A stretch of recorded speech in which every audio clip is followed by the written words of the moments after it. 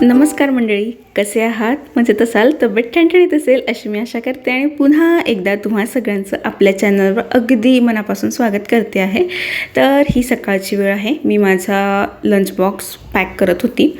तर लवकरच मी असं आधी घरचं जेवण आणि आता हे लंच बॉक्सचं तुमच्यासोबत शेअर करणार आहे सिरीज. तर ही पहिलीच वेळ आहे जेव्हा मी लंच बॉक्सची शूट घेते आहे. माझ्या सकाळी खूप घाई गडबड असते ना, त्याच्यामुळे शॉर्टकटमध्ये घेतलेला आहे. हा जो लंच बॉक्स आहे तो टीचर्स डेला आम्हाला सगळ्यांना गिफ्ट मिळाला, पूर्ण स्टाफला, स्कूल मॅनेजमेंटकडनं. खूप छान आहे, एअरटाईट आहे आणि काही भाजी इकडे तिकडे होत नाही, पातळ भाजी. तर आता मी संध्याकाळी डायरेक्टली तुम्हाला हे जे आहे ही क्लिप ती संध्याकाळची आहे. तर इथे मी फ्लॅक्सीड जेल बनवते आहे केसांना लावण्यासाठी. रविवारी वेळ मिळत नाही मला, कामात वेळ जातो, तर स्वतःकडे तेवढं लक्ष द्यायला वेळ नसतो, म्हणून एखाद दिवशी मी असं संध्याकाळी करते. तर एका ताईंची कमेंट होती की फ्लॅक्सीड जेल कसं बनवायचं.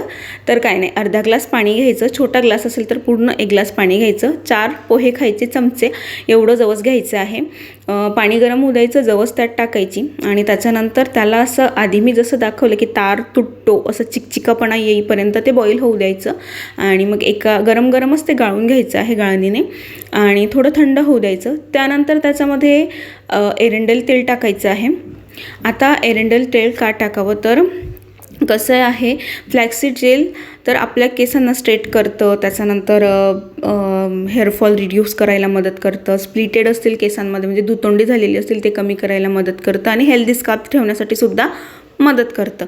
पण एरंडेल तेलसुद्धा हे सगळ्या गोष्टींमध्ये आपल्या केसांसाठी एक चांगलं इन्ग्रेडियंट असतं. त्यामुळे एरंडेल तेल आणि ॲलोवेरा जेल मी टाकलेलं आहे. तर एरंडेल तेल 1/4 चमचा घेतलेलं आणि 1 चमचा ॲलोवेरा जेल घेतलेला आहे. तर तुम्ही प्लांट बेस्ड जेल पण घेऊ शकतात. माझ्याकडे नव्हतं म्हणून मी बाहेर जे मिळतं पतंजलीचं ते जेल टाकलेलं आहे. तर पार्टिशन करून घ्यायचे आणि दोघं बाजूने लावून घ्यायचं, 1 तास राहू द्यायचं आणि त्याच्यानंतर हेअर मस्त असे वॉश करून घ्यायचे आहेत. आता बाहेर सनलाईट नव्हता, म्हणजे संध्याकाळची शूटिंग असल्यामुळे बाहेर सूर्यप्रकाशात मी तुम्हाला हे नाही दाखवू शकली. तर घरच्याच लाईटाचा जो प्रकाश आहे ना, तर त्याच्यातच मी हे तुम्हाला दाखवते आहे की याचा रिझल्ट जो आहे तो खूप छान येतो.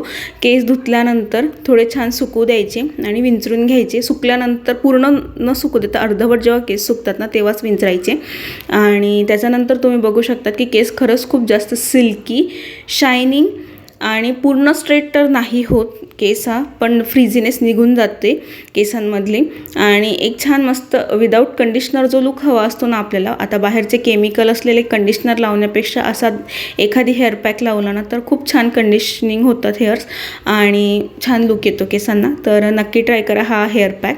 त्याच्यानंतर म्हटलं आत्ता संध्याकाळची वेळ झालेली आहे तर स्वयंपाक करावा. तर सहसा असा काही स्वयंपाक न होता आज जास्त करायचा, कारण मुगाच्या डाळीची खिचडी लावायचं चाललेलं तर निधीला अजिबात बरं नाही आहे ॲक्च्युली. त्याच्यामुळे म्हटलं साधंच काहीतरी करू जे तिघांना होईल. भरतला फिक्कीच खिचडी आवडते, मसाली खिचडी आवडत नाही. दोघांचं सेम आहे. मसाली खिचडी फक्त मला एकटीला आवडते, त्यामुळे खूप कमी मसाली खिचडी आमच्या इथे होत असते. तर इथे मी काय केलं, आधी भांडे वगैरे लावून घेतले रॅकमध्ये आणि त्याच्यानंतर आता मी यामध्ये तुम्हाला स्मार्ट टिप्स देखील सांगणार आहे की कुठल्या स्मार्ट टिप्स वापरून मी माझा टाईम वाचवते आणि दगदग होत नाही माझी, म्हणजे तारांबळ होत नाही जास्त. तर बघा, आता खिचडीत लसूण टाकायचा असला तर मी वेगळ्या एखाद्या चॉपिंग बोर्डवर किंवा एखाद्या प्लेटमध्ये कापून न घेता डायरेक्टली तो कुकरमध्येच कापते आणि तापायला ठेवते. त्यामध्ये तेल टाकायचं, कुकर तापल्यानंतर थोडासा लसूण तडतडल्यानंतर त्यामध्ये जिरं मोहरी घालायची. तेल तापलेलं असलं की मोहरी पण लगेच तडतडते आणि जिरं तर असंही तडतडूनच जातं लगेच. त्याच्यामुळे काय होतं, लसूण जर त्यात कापला ना तर आपलं एक भांडं कमी निघतं आणि जरी आता भांडे स्वतःला घासायची असली तरी आपण काटकसरीनेच भांडे काढत असतो, असं माझा तरी प्रयत्न असतो. कारण की दिवसातनं 2-3 वेळेस भांडे घासायचं म्हटलं की खूप जीवावर येते. आणि म्हणून मग म्हटलं की अशा छोट्या मोठ्या ज्या ट्रिक्स असतात ना, स्मार्ट टिप्स किचनसाठी, त्या खूप महत्त्वशीर ठरतात आपल्याला. त्याच मी तुम्हाला आता पुढे सांगणार आहे. त्यातली ही पहिली टिप सांगितली.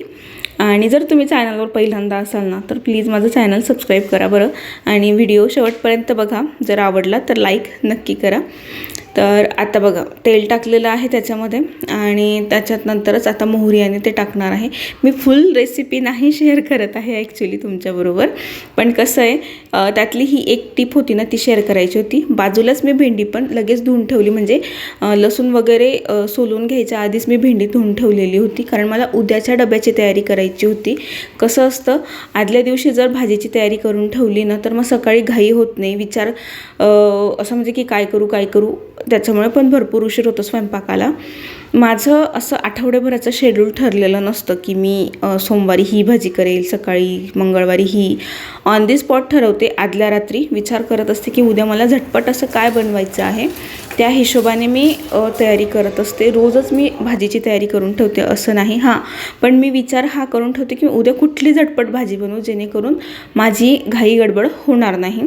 तर माझ्या मोस्टली ज्या असतात त्या इन्स्टंट होणाऱ्या साध्या भाज्या मी सकाळी बनवते, पातळ असो किंवा कोरडी असो. आणि जर काही मसालेदार चमचमीत बनवायचं असेल, जसं की काल पूर्ण सात्विक थाळी बनवलेली होती, तर ते मी शक्यतो संध्याकाळी बनवते आहे. मला माहिती आहे की संध्याकाळी हलकंच जेवण करायचं, पण सध्या आता काय करणार, माझं दुपारचं जेवण खूप हलकं झालेलं आहे. संध्याकाळी थोडं वेटेड जेवण होतं, आता हेवी जेवण, पण काय करणार बघू आता. त्यातही काहीतरी ॲडजस्टमेंट करावी लागणार आहे. तर त्याच्यामुळे आता आज फक्त खिचडी होती, त्यामुळे मी विचार केला की भेंडी आपण धुवून ठेवली पाहिजे. आणि त्याच्यानंतर मी भेंडी पुसायला घेतली खिचडी वगैरे लावल्यानंतर. तोपर्यंत त्यातलं भरपूर जे पाणी असतं ना, आधी धुवून ठेवल्यामुळे ते सगळं पाणी गाळणीतनं खाली निघून गेलेलं असतं, गळून पडलेलं असतं ते पाणी. आणि मग ते भेंडी वगैरे पुसायला आपल्याला बरं पडतं, म्हणजे चिकचिक होत नाही भेंडी.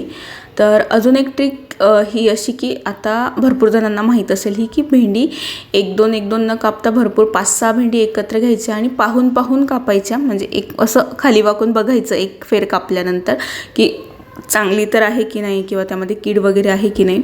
शक्यतोवर माझा अनुभव काय राहिलेला आहे की जर भेंडी ताजी घेतली आणि 1-2 दिवसात लगेच केली ना ती, किंवा सेम डे पण केली, तर ती किडलेली निघत नाही जर निवडून घेतलेली असेल तर.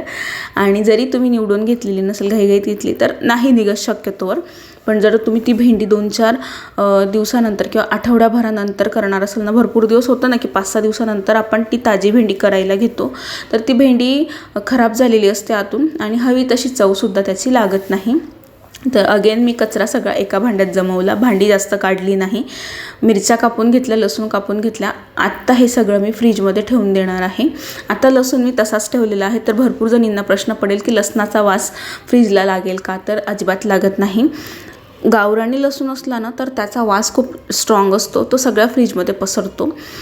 तोच खायलासुद्धा चांगला लागतो, पण मला लसूण आवडत नाही, त्यामुळे शक्यतोवर गावरानी लसूण घरात मी आणत नाही. आणि हा जो हायब्रिड लसूण आहे त्याचा एवढा काही वास येत नाही, त्यामुळे फ्रीजला वास लागण्याचे चान्सेस खूप कमी असतात. म्हणून मी तसंच ते ओपन ठेवलेलं असतं. आणि त्यामुळे निवडून जरी ठेवला तरी तो मी ओपन न ठेवता पॅक करून ठेवते, पण असा कापून ठेवायचा असला ना तर तो तसाचा तसा ठेवलेला असतो. हा फरक मी स्वतः अनुभवलेला आहे, तो तुमच्याबरोबर शेअर करते आहे. तर भेंडी वगैरे कापून झाली, तोपर्यंत खिचडी झालेली होती. कुकर थंडा झाला होता, मी जेवणाला बसलो, जेवण वगैरे झालं. त्याच्यानंतर दूध पण मी लगेच तापवून घेतलेलं आहे इकडे. सकाळचं एक काम मी कमी करते आहे अजून, कारण सकाळी कसं भलेही 3 बर्नर आहेत, पण मग छोटे स्पेस असते.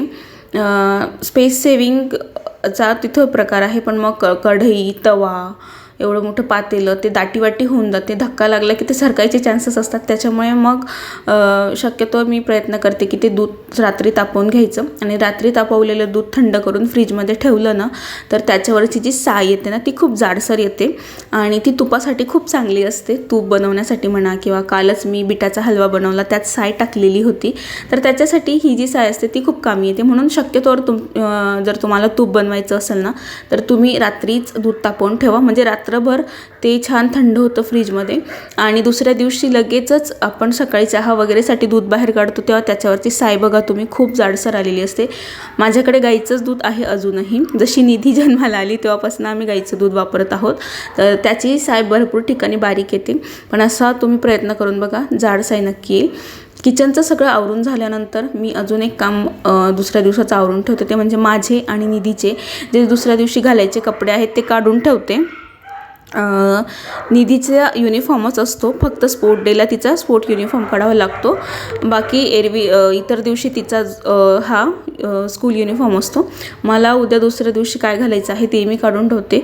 कधी कधी साडी घालायची असते किंवा ड्रेस पॅन्ट वगैरे जीन्स वगैरे असते तर ते सापडत नाही घाईमध्ये, म्हणून रात्रीच ही तयारी करून ठेवली ना बरं पडतं. किचन वगैरे पुसून घेतलं होतं मी आणि दूधही गॅसवरनं खाली उतरवून ठेवलं. कारण काय होतं, बर्नरवरच जर दूध ठेवलं तर ते लवकर थंड होत नाही, कारण बर्नर थोडं गरम असतं.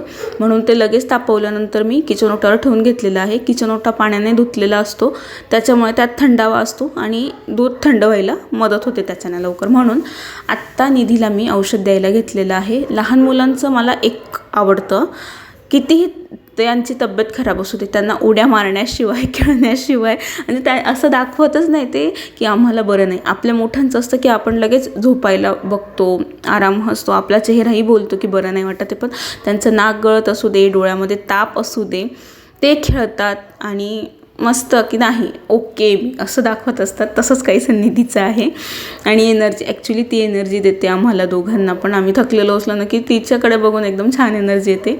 तर इथे तिला ताप होता आणि थोडेसे कफही झालेले आहेत, खोकला पण आहे, सर्दी पण आहे. तर त्याचीच आता सध्या 2 औषधं देऊ. ताप उतरलेला होता त्यामुळे मी विचार केला की तापाचं अजून नाही द्यायला पाहिजे औषध, आल्यानंतर बघूया. तिचे औषधं घेण्याचे लहानपणापासून खूप जास्त नखरे आहेत. आत्ता कुठे ती हळूहळू औषध घ्यायला शिकली आहे, तर क्लॅपिंग करावी लागते तिने औषध घेतल्यानंतर. पटकन वरती तोंड करून घे, लहान मुलांचे असतातच असे. आधी ती उलटी करून द्यायची पण आता नाही करत. ते एक समाधान माझ्या मनाला आहे की ती उलटी नाही करत, नाही तर कामही वाढतं, आपली चिडचिडही होते, मुलांच्या पोटात औषध जात नाही, औषधही वेस्ट होतं, ह्या सगळ्या गोष्टी घडून येतात ना, त्यामुळे खूप जास्त चिडचिड व्हायची माझी. तर तिला औषध वगैरे देऊन मी पाठवून दिलेलं आहे आणि आता ती झोपेल. आत्ता इथे माझ्या रात्रीचे जे काही kitchen cleaning routine smart tips ज्या मी तुमच्यासोबत शेअर करायच्या तर त्या सगळ्या शेअर केल्या. दूधही मी आता फ्रीजमध्ये ठेवून देईल. हे सगळं करत करत दूध थंड झालेलं असतं, म्हणजे आदल्या दिवशी ही सगळी तयारी करून ठेवली ना तर माझी अजिबात तारांबळ होत नाही. म्हणून मला हे स्मार्ट टिप्स तुमच्याबरोबर आजच्या या व्हिडिओतनं शेअर करायच्या होत्या. तर आजचा जो व्हिडिओ आहे तो मी आता इथेच संपवते आहे. आणि कसा वाटला तुम्हाला आजचा हा व्हिडिओ मला नक्की कमेंट करून सांगा. जर व्हिडिओ आवडला असेल तर व्हिडिओला लाईक कमेंट शेअर नक्की करा. या स्मार्ट टिप्स वापरून बघा आणि काळजी घ्या. Bye bye.